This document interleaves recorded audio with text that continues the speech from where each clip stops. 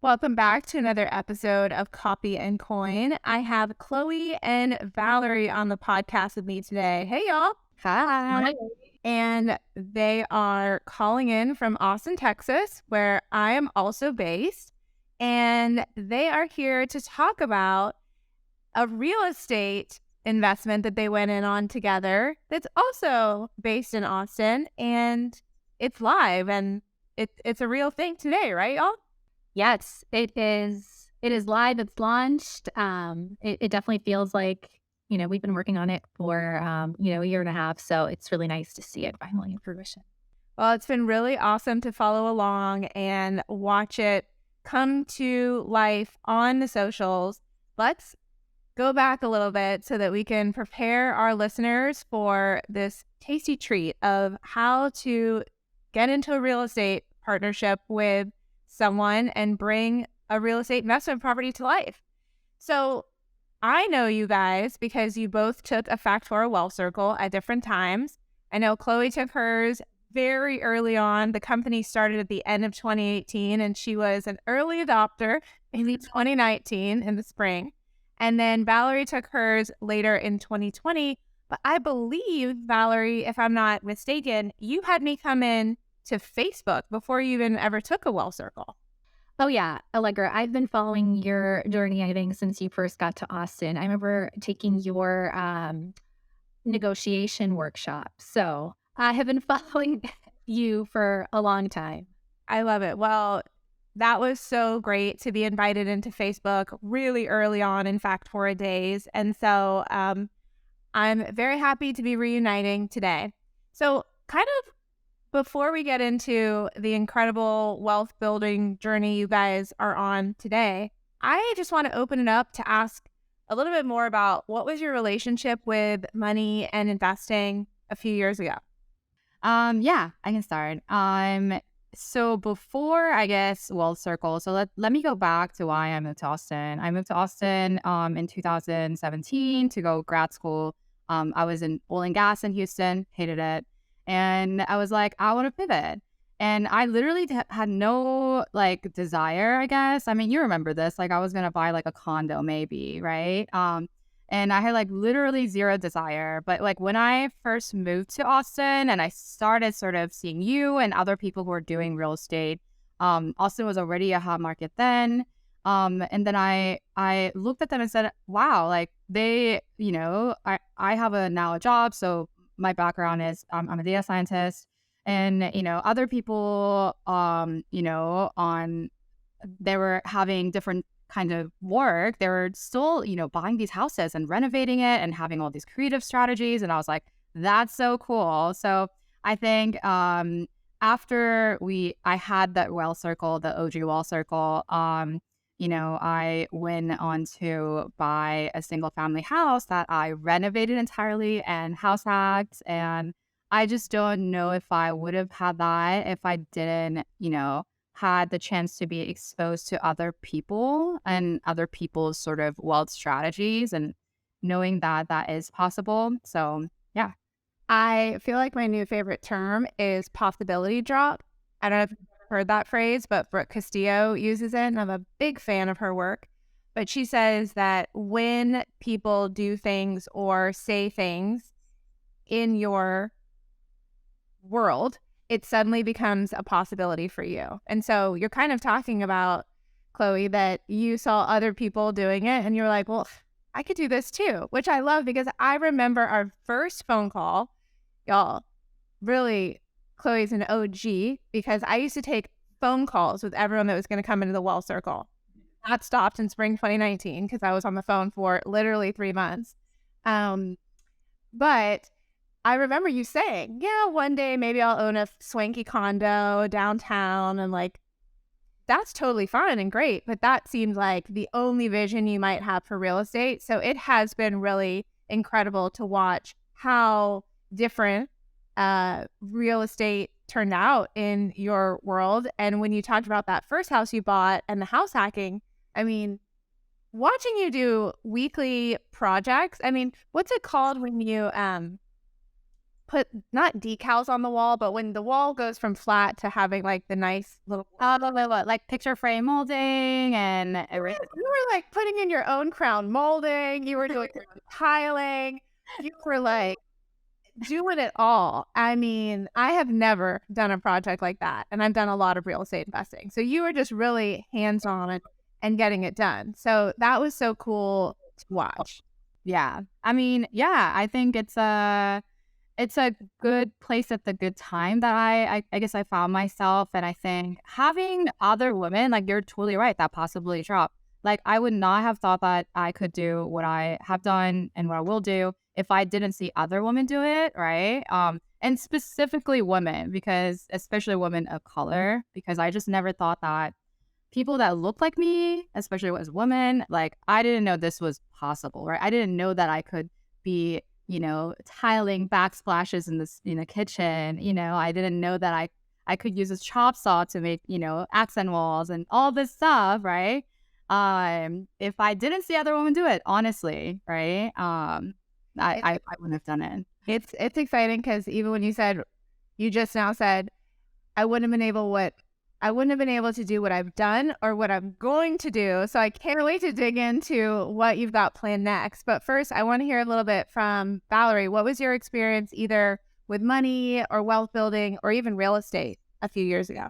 Yeah, a few years ago, I think I had a lot of limiting beliefs around wealth building and, and real estate as a vehicle for wealth building. It felt like it wasn't applicable to me. It felt like it was applicable to people who are already wealthy or or wealthy older men. That's who it felt like it applied to. And I think even kind of moving through that, so my first real estate purchase was a condo. It was a turnkey condo. And going through that process already kind of shifted me from beliefs that I had where you had to buy property with somebody else. You were buying something to, kind of live in forever.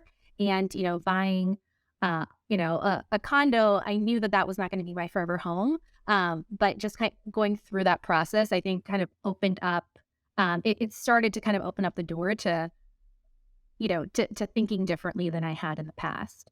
And once I, kind of went through my first real estate purchase, that's when I got connected with, the Factora community. And I think, again, being able to see other women who, were coming from different, backgrounds, different careers, making these moves, made it feel like, wait a minute, it could be applicable to me. And I think it also opened, it opened up kind of things that I never thought about. I thought, okay, you had to buy a property, it had to be 20% down. And it was like, there's this whole world of things that you could do.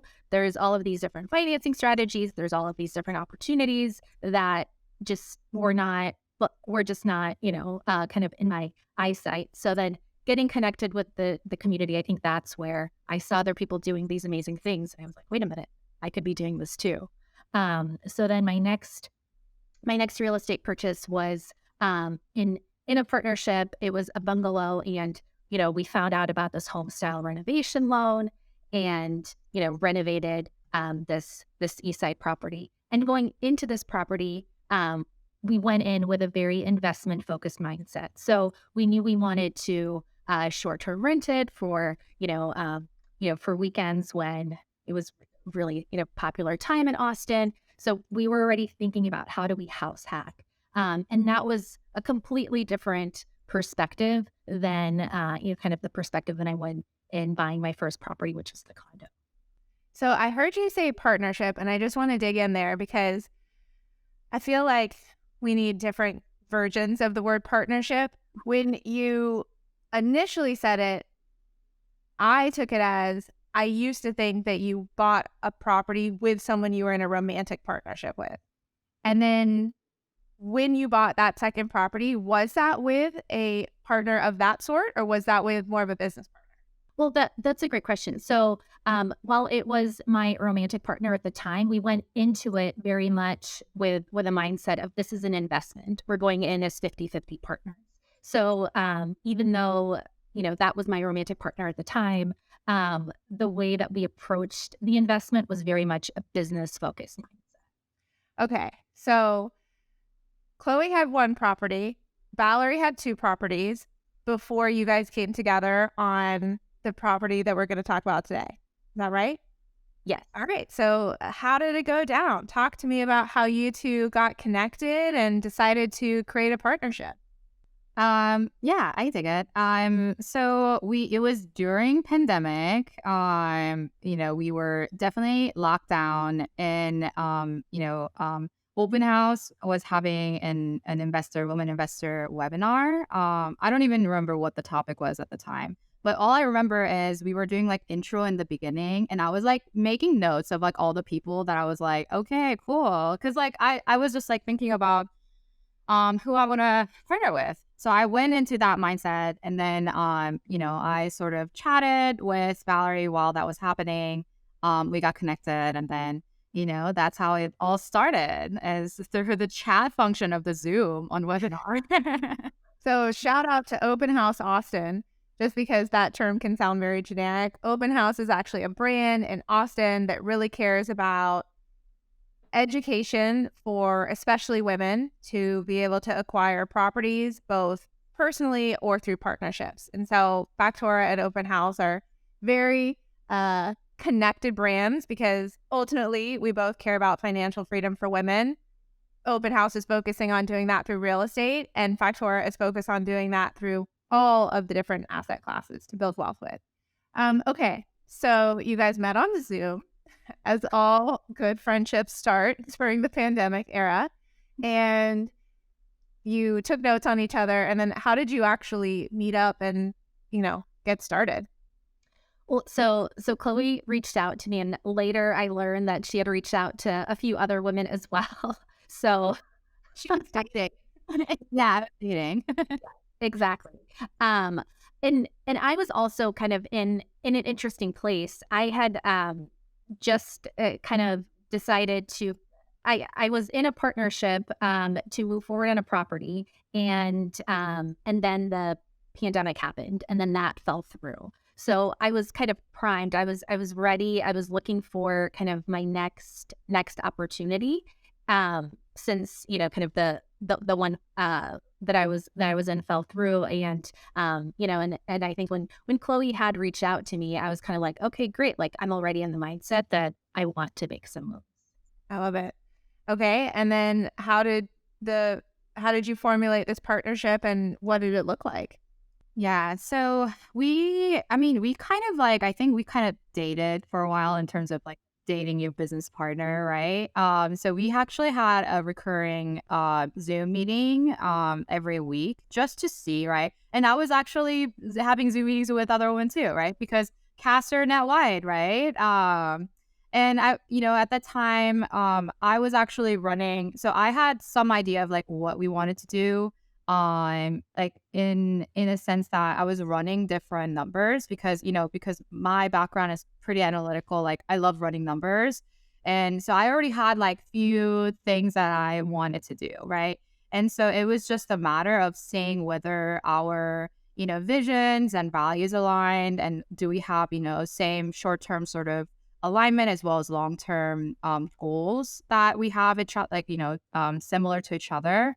And then, so we started talking about that. I actually have like a list of questions that I ask all my potential partners. So we were going through different scenarios and seeing, what could possibly be, right? And then, Valerie and I just really connected, right?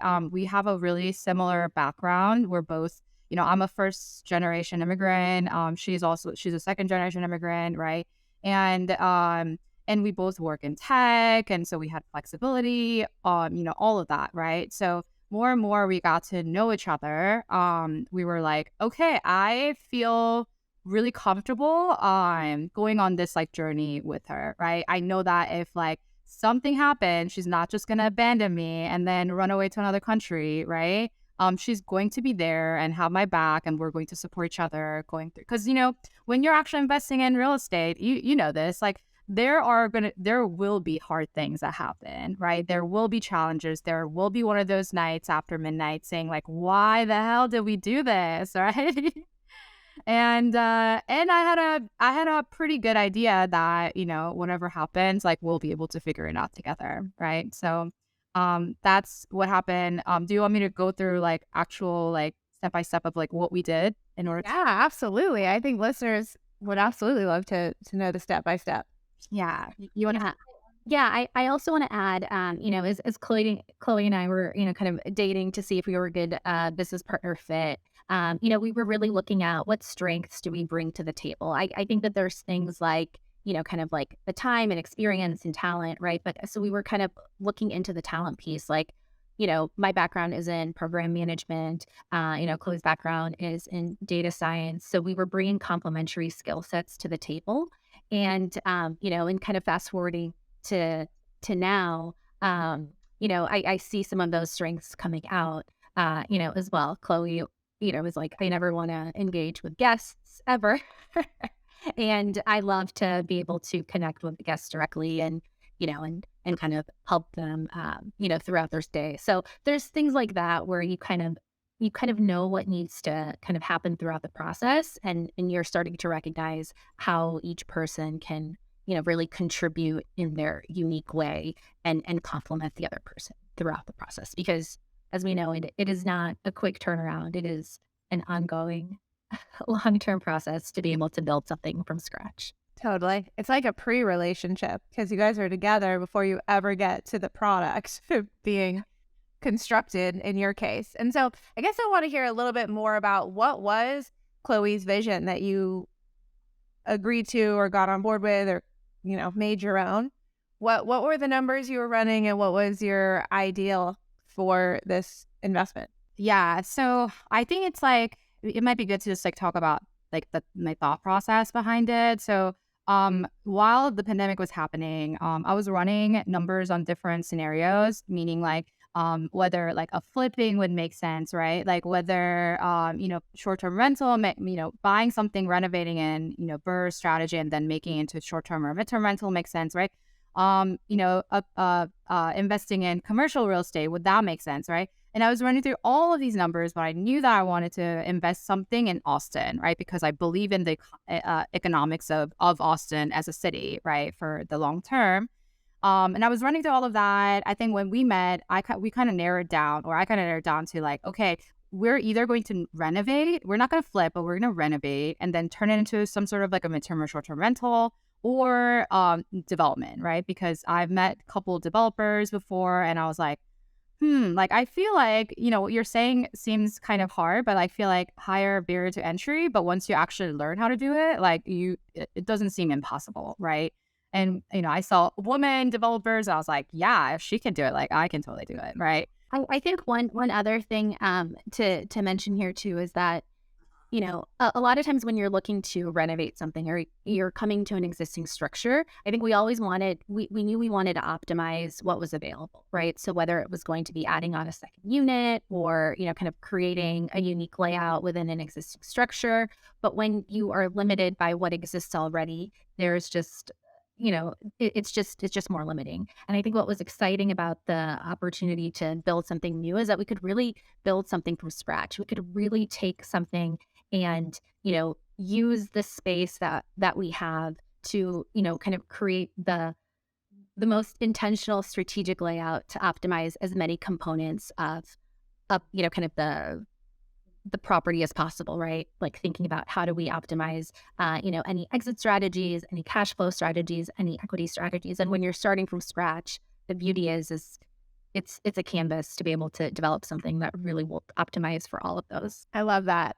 So basically the big reveal is this podcast is interviewing two Austin-based women real estate developers who built from scratch a duplex. So tell us how you did that.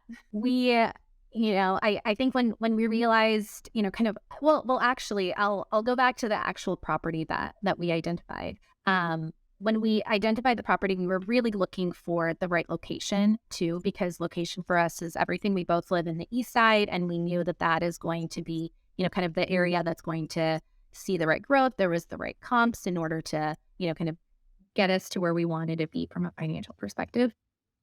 And Initially, we found a property that actually had a structure on it, and we were hoping to renovate that existing structure and then build, a second structure in the back. But once we actually, brought out, some builders and contractors to take a look, they said that unfortunately, that property was not worth saving. So then we decided to go this route where we were going to not just develop a second unit and renovate the first, but to develop the entire property and the entire lot. And then we also had an interesting story of how we actually, kind of got the property under contract. So, Chloe, do you want to share? Yeah. So we were searching and we got one property on East Side under contract, right? And during this time, you remember during pandemic, there's like wildfire of people just trying to buy any and all properties, right? And so when we're actually under contract, you have your you have to get your surveys and all the due diligence, like within inspection period. And we just couldn't not get any surveyors to come out. We were like literally offering like, we'll pay 1,000 more. And they're like, nope, like we're backed up. So anyway, long story short, it fell out of contract and we're like, oh, okay, let's look for another one. This wasn't meant to be. And then a couple, 2 months later, the agent came around and say, hey, some other developer like took the land and then the sellers really hated him. Like he was just like not a good person to do business with. So she was like, we'll give you 50K lower if you want to come back and buy it. So we're like, yes, please, so we actually got it for 50K less for the lot.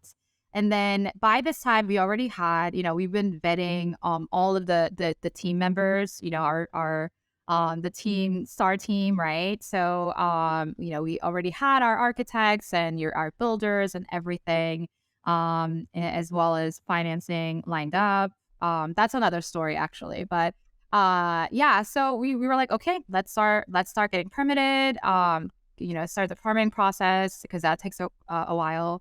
And then let's get to building. So just to confirm, during the wildfire of COVID craze, everyone trying to buy properties, bids, cash buyers left and right, you guys managed to get your property after it had fallen out of contract for $50,000 less than your original offer. Yes. Congrats. That's amazing. Okay, I think so many women want to understand a little bit more about how to finance a development deal because that's not the typical thing that we hear about. And I actually don't think I've ever had anyone on the podcast talk us through it. So would love it if you would. So, financing a brand new construction was kind of outside of the plan that we initially went in with. So when we realized that the initial structure was just not worth salvaging, we really had to basically rethink how we were going to finance this deal. And like, shout out to Chloe, she called probably 100 lenders to be able to get the deal or kind of the terms that we were really looking for. And Chloe, if you want to maybe share more about. Yeah. So because we're first-time developers, a lot of times what happens is they are looking for track record, right? Because the lenders, they only have land as their collateral and nothing else, right? And then they're lending you close to $1 million, right? So it's a lot of money. And what they want to see is, whether you've done it before or not, right? So I basically had to call, around 100 banks in like 2 months. And just really get good at pitching our story, pitching our layouts and our visions and, the fact that, we have a high confidence that we can pay this, our mortgage and in the back end. You get used to getting say no to you, right? And then you just keep going at it until someone says yes, right? And then someone did. Right. So we were able to leverage both of our W-2s and our assets and basically get a lot loan, so what happens is when you buy something that you want to build, right, it has a structure. And if that structure is considered inhabitable, which I think in our case it was by the bank, from the eyes of the bank, then you have to get creative, right? And then so for us, we kind of found a way out through the lot loan. And then what actually happened was they were like, okay, we have this product. So, once you have the lot loan, you have the lot loan during the permitting process, right? So you want to get all the way permitted through the permitting, and then, you get a stamp of approval from City of Austin saying, yes, you can demo and you can start building. So during those time, you paid this interest-only loan for your lot, right? And what happens after is that once you have the permit in hand, the bank comes back and say, okay, we're going to have an appraisal based on your floor, your plans, right? Your floor plans, right? Your architectural drawings and all that. And then basically before you even break ground, they are going to, appraise, the future value of the property. So, basically what happens is, once you have this, completed value appraised, then they, sort of reverse engineer and say, okay, this is how much more money that you need to put in order to start the construction loan and then permanent loan after, right? So this bank, the cool thing about what this bank had was they have a one-time close loan, which basically combines construction loan and permanent loan together. And it's only, I think, possible because we're doing it under our personal name, I think. But, check with your banks to see what kind of products that they have. But the really cool part of this strategy, because I love talking about numbers, and this is like, I think it's so cool. Because the value that it got appraised, like when it's all said and done, our like final product, right, was very high. Like it's so high to the point that whenever they did, say 80% LTV, loan to value, it was over the amount of, all the costs involved. And I don't want to make it sound really complicated, but it was appraised very high that we didn't have to bring in any more money other than 15% down for the lot. And lot was very cheap. Right. So I think it's so cool because you have very minimal amount, way less money than you need for, say, renovating a house. Right. And then, and we got a property that's, worth $1.5 million. Okay, and so let's talk about a little bit of those numbers. I'm just trying to imagine from the listener the questions that they might be having, which are some of my own because I am unfamiliar with this. So when you're saying the lot loan and the permitting loan, are you saying those interchangeably? This is before build. Yes. Yeah. Okay. Yeah. So there's two separate loans. There's the lot loan to actually acquire the lot, and then that transitions into the construction loan and then the permanent loan. However, with our product, the construction loan and the permanent loan were kind of a 2-in-1 deal. And you use the same financial institution for all of those? Okay. Yes. So then talk to me numbers. How much was the lot? How much did you secure the lot for? And then what did the duplex appraise for where you only had to bring an additional 15%? So we acquired the lot for $400,000 and we had to put down 15%, which is between the two of us $60,000. And then the appraisal of our plans, so that what it would be appraised at once it was all completed, was $1.2 million. And again, because kind of what we needed to pay off the lot loan and then pay for the construction, there was enough difference there that we really only had to pay, like we only had to bring maybe a couple $1,000s when we converted from the lot loan to the one-time close construction loan. And the other, basically, they were looking at the future value of the house being so high in value that they just convert that loan without you needing to put more money down. Yep. Correct. That's amazing because I think a lot of people think it's way too hard to get started with the developer to develop their own property because that feels like it's going to just be so much more outlay of cash than it would be to buy an already existing structure. So I feel like you've already done a possibility drop for these listeners today. I'll add one more thing is throughout the time of the construction, you're only paying interest on the amount of money that you've taken out from that total amount that you have been allocated.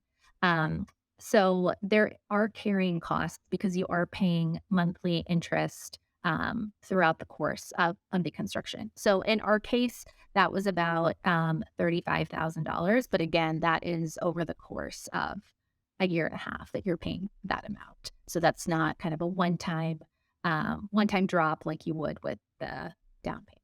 And so that was a monthly fixed amount that you were paying on that interest? It was a variable amount based off of how much you were actually taking out. So the more construction that got completed, the higher your interest rate was. Got it. Okay. For not the interest rate, but the monthly payment, right? The more you took out, the higher your monthly payment. Got it. Okay. And then, so tell us a little bit more about what that rate was. Which rate? If I'm understanding this correctly, there was a variable rate on how much you're taking from the overall loan and paying off. Like, how much is that? So if it's not a fixed cost, how can people plan for that? So it was a fixed rate, but the monthly payment was variable based on the amount of money. Right. Okay. Right. And I think this is really kind of like the amazing part of it is we were able to secure our not only construction loan amount, but also the permanent loan amount all at the same time. So if we would have waited a couple of years or, like if we would have waited another year, a year and a half to convert to a permanent loan, then, obviously the rate would be much higher. So we were locked in. Now I don't, Chloe, do you remember what the exact rate is? I mean, I know it started at like 3.5. This is like an unheard of rate, but like we're able to lock in a really low rate because it's a one-time close. So if I'm hearing this correctly, it's a little atypical that you were able to get both loans at the same time, but you found a financial product that allowed you to do it. Most people are getting the first loan, and then when it's built, they're converting it. And so then they are having two different mortgage rates because there was the rate at the first loan, and then there's a rate at whatever the market is doing for the second loan. So in your case, it would have been a lot higher if you hadn't locked in all at once. Absolutely. Okay, what's that financial institution? Y'all give us the deets. First United. They have both personal and commercial. And if you guys like reach out to me, I can connect you to the actual lender that I did business with. She was very pleasant to work with. But yeah, amazing hot tip. Okay, so then talk to me a little bit more about how you structured your deal. You all know that a strong partnership is going to include time, talent, and money. Sometimes you have a portion of all three. Sometimes you really just have one and you're looking for the other two. So what did you all bring to the table to get this deal done? I think in this scenario, we really brought all three to the table. So we had the capital, we had the time, and then we also had experience with renovation and real estate. However, we really wanted to be able to split the risk and the responsibility across two people, right? So sometimes it's not about finding, kind of a gap in one of those three, but it's being able to come to the table with, similar experiences, but knowing that you want to, kind of split the responsibility and the risk in a project like this. Yeah, no, that makes a lot of sense. So what does your working relationship look like now that the property is here? Who's doing what pieces? So Valerie is definitely the go-to property manager. She's like, everybody loves her. People have really great things to say about her. I did not enjoy property managing. And so I take care of all the back end stuff like technology, tax, accounting, revenue management. So a lot of pricing strategies, things like that. And then we, even now, I mean, we used to like work every day together basically, but now that this project is over and they're sort of running on its own, we try to meet at least once a week, like on Zoom, just to go over pricing strategies and, how, brainstorm ideas, marketing ideas on how, we can expand our customer base, what other offerings we can have within our property, because we have other visions of how we can support the community. Okay, well, this sounds very complimentary. It sounds like you've got front of house and back of house. That's kind of how my husband and I do it too. I buy and do all the kind of customer facing elements, and he does all of the management, make sure the bills are paid, credit checks, etc. We are mostly long-term renting at this point with our properties. But okay, you built a duplex. Tell us about it. What is it doing? What's your vision for it? And any numbers you can share. So I'll talk about, kind of this vision that we had and what it actually kind of ended up as. So we really wanted with the mindset where we wanted to optimize. So we have this A and B unit, and when we designed it, we wanted to make it work really great as two single family homes, because that is what we would, kind of need for to get the highest value, the highest ARV. But we also wanted to give ourselves the flexibility to have more than just two doors. So we created a layout that can be closed off and opened up to create up to 6 unique layouts between the two units. Well, definitely tell us more about that. It's hard for me to imagine how 2 single family units on the same lot can actually be 6 different things. So we added additional exterior entrances to the second floor into the master suites in both units. And then we also built out the attic in the front unit. And then that's an additional space. So the front house is a 4-bedroom, 4-bath, and it can be, so it works as 4-bedroom, 4-bath. It can also be, the master suite can be closed off and be rented separately. And then there's also another way where it can be closed off and the master suite and attic can be rented separately from the rest of the house. The back unit is a 2-2, and the master suite can also be rented out, closed off and rented out separately from the rest of the home. And then we can also rent out both units together for a really great retreat or a compound experience. I love that. Okay, so what are you guys currently renting it as? I mean, is it available on Airbnb? Can we all take a look at this property? Yeah, absolutely. Yeah, we're live on Airbnb. We're also live on Peerspace. If anyone wants to book it as a event space or a retreat or anything else that you might want to use this space for. So you're pretty much focused on short-term rentals at the start of it. At the start of it, yeah. You want to go? Yeah, and again, I think when we were just getting into this partnership, COVID was happening and things were really uncertain. So we wanted to create as many options for ourselves as possible. So we wanted to kind of make it work for long, mid, and short-term rentals. And by creating these different spaces that can be opened up or closed off, it gives us like so many different options where we could long-term rent one space, mid-term rent another, short-term rent another, and kind of play around with all of those different options. And then there's also the potential for an extra door as well. So we have a pretty generous sized carport that is when we're ready, we could convert that into a studio as well. I love it. So how's it going? When did it hit the market, and how many people have you had coming in, and have you had anyone using it for your vision of beyond just staying there, more so doing retreats or events? Yeah, so we went live at the end of February, just in time for South by, and we're able to book both units throughout the duration of South by. So that was a really great win, and we continue to have guests in the space after. So that's that's one strategy. And then we just had our first educational event at the property. We had a panel where we had women investors talk about short-term rental strategies at vacation destinations. So that was our first event in the space.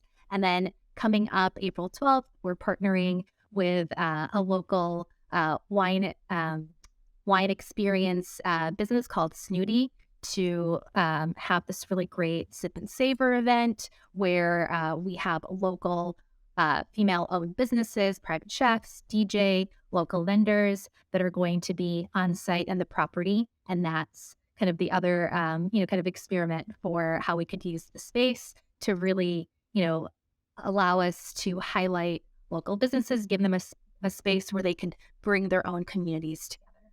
I love that. I don't think many people think that developing a property is something that they can do. And then to hear you guys have already done it, it's open, it's live. You've got a 4-bedroom house in one unit and a 2-bedroom in the next, that you can also use it to bring together the community or rent it to local companies. That is such a possibility drop. I mean, that's the theme of this episode. So talk to me a little bit about the wealth building opportunity off of owning this. What is the cash flow that you're currently making? Or I know Chloe's got some models on how to optimize this to be making, more than you are at the start. So what does that look like in terms of a return on this big investment? And how much do you guys pay? What are your carrying costs today now that it's built? So I mean, I think all underwriting should be conservative, right? And so we're taking more conservative route, especially now that sort of Airbnb is the market has cooled down, compared to last 2 to 3 years, which was, that was, I think, abnormal to say the least, right? I also have like a beach house as a short-term rental in Florida, and it's the same way. It was doing last year was crazy, right? So looking at conservative numbers, I think, we're probably aiming for 10, 11,000 a month. So let's say 120K a year. Our carrying costs, our mortgage is around 4,900, property tax, insurance. I mean, we haven't gotten 2023 one yet, but we're going to probably looking at probably like 1,000 for those. General upkeeps like utilities, lawn care, that kind of stuff, around 500. That could include CapEx. And so we're probably looking at around net revenue of like 3,500 to 4,500 a month as a profit. And then those are averaged out over the year. And then, I think that is excluding any of sort of event spaces, or when we're partnering with other local, entrepreneurs, having the space as, a venue, right? It's sort of not having any of those sort of extra stuff.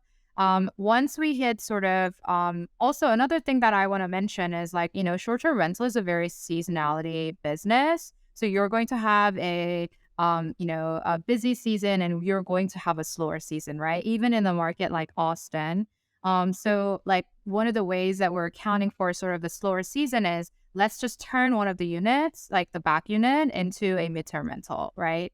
So that we know that we are guaranteed, a certain revenue, right? Whether that be, okay, if we can rent out the back unit for $3,500 a month, like that's great because we don't have to worry about, vacancy. It will just be added to our bottom line, right? And then we're also like continuously like working on how we can serve our community, what they need, right? If they say, hey, like we want a retreat space where we want both of the units, but we don't want to pay that high of a cost, right? By renting out separately, we'll have, one listing where it's for both units so that you can rent it out at a discounted price so that you can run your retreats, for example. Right. So we're welcoming, any feedback on how you guys want to, the audience wants to use this space, right, for your business. And we want to make sure that we're empowering, local businesses and working with them and partnering with them to figure out. So what I'm hearing is that you guys are in a conservative projection for your first year. You said making after costs about 3,500 to 4,500. So let's call it 4K a month. So that's 48,000 a year.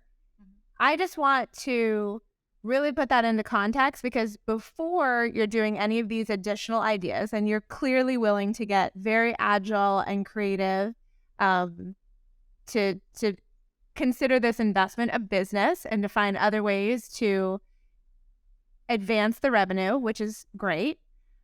Big proponent of that. A lot of people who go into business do not make around $50,000 in their first year of business, whatever the business is. And I can tell you that from firsthand view, from starting my own business, from a lot of different entrepreneurs who are either starting businesses or buying businesses. So effectively what you're saying is you developed one real estate property that is a business in and of itself, and the projection conservatively is to make $50,000 your first year as business owners. Yeah. Am I hearing that right? Yeah, sounds pretty good, audience, huh? So it took you how long from meeting each other to opening the doors in February? Oh my God, meeting each other. When did we meet, Valerie? I think we must have met at the end, like summer or fall of, I think summer of 2020. And And when then, did you actually get the loan and start on the property? So, and then we closed on the property in early 2021. Okay. So that's not a lot of time. I mean, early 2021 and you're up and running early 2023. It's pretty amazing.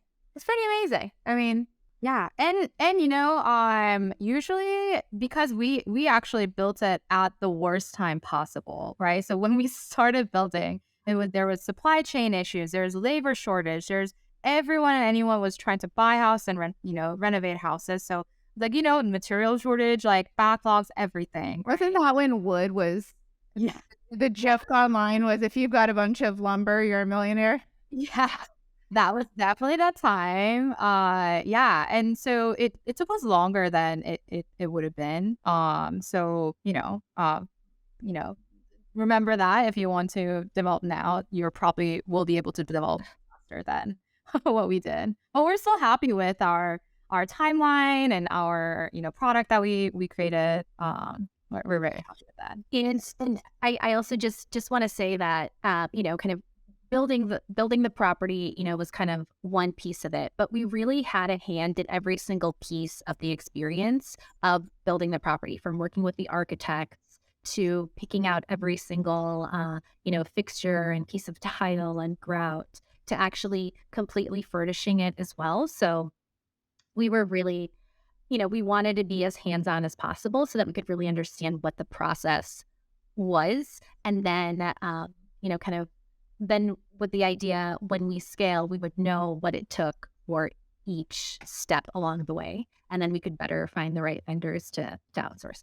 Okay, I heard the magic word, scale. Are you guys planning on doing this again with all your newfound knowledge of how to build from scratch? Well, right now I'm building my second property or second project. I have another investor that I work with. But with me and Valerie, we're also welcoming any partnership if there's anybody who wants to sort of develop, residential development. And sort of use the same, all the knowledge that we've learned so far, and all of the teams and trades and suppliers and vendors that we have on our Rolodex, if you will, that we're very open for partnering with anybody. And what are you looking for in a partner? Do they need to be Austin-based, or what can they add to this partnership? Yeah, I would say like capital and W-2 probably. A quick announcement. I actually don't think I told you this, Valerie, Allegra, but I went full-time into entrepreneurship, as of 2 weeks ago. No, congratulations. I did not know that. Yes. Yeah, I mean, I can always go back to being in tech, right? Being a data scientist, but I am doing this, full-time now, along with other projects. I have more time to devote to, more developments and other projects. And so basically, would you consider yourself a full-time developer? Is that the entrepreneurial pursuit that you're on? Yeah, development and other things, and commercial real estate as well. That's amazing. Wow. Okay, what a nice conclusion that you went from, wanting to maybe have a condo one day turnkey to now you're a full-time real estate investor and even looking into, additional commercial ventures and new partners. So definitely hit up Chloe if you're looking to get into the real estate world. So I guess I kind of want to just wrap it up by knowing what were some obstacles that you encountered? Because I think it's such a beautiful picture to say, didn't know anything about developing, now you've done it, and you're obviously going to be able to apply those skills forward. I also just want to say before I forget, I missed their opening party, y'all, because I was out of town. But when Valerie was saying that they got to pick out every piece in the house, if you don't live in Austin, then you might not know. We have a developer crisis here. People are making really ugly houses with bird bath sinks that are definitely not women picking out these furnishings, and people are paying top dollar for them. So to actually be able to know that there are women behind design choices who think intentionally and thoughtfully about what would make a house light and happy and convenient and lovely to be inside of, it's a difference maker. Okay, but all of that to say, it's beautiful. You did it. What issues did you encounter unexpectedly along the way? And how did you overcome those? There was, there was definitely a lot of things. I mean, we're going in really never having developed something new. So, even just this idea of trying to figure out financing, that was a huge battle to overcome, to understand what financing options were available, what were we qualifying for, how could we make it work under the terms that we had. But so I think that there was definitely a lot of challenges throughout. I think it was really this mindset of we had confidence in ourselves that we could problem solve. So it wasn't that there was no challenges. It was the challenges were coming up all the time, but we just were confident in our ability to work together and to kind of lean on each other's skills and experiences to problem solve along the way. Yeah, definitely. Leaning on each other, problem solve. Definitely sometimes you have to think outside the box. But at the end of the day, these are I would say main skill sets that you need is project management skill, right? So the two of the biggest things that you have to watch out the entire time is budget and timeline, right? All of those require money, right? So the fact that we actually hand chose every single thing in the house, including the door, the windows, the grouts, the tiles, everything, even the furnitures, that helped us, temper down a lot of the budget, because that's actually the biggest reason why people don't develop. Because if you actually have developed with some other developer, you would quickly realize that your budget is a suggestion, right?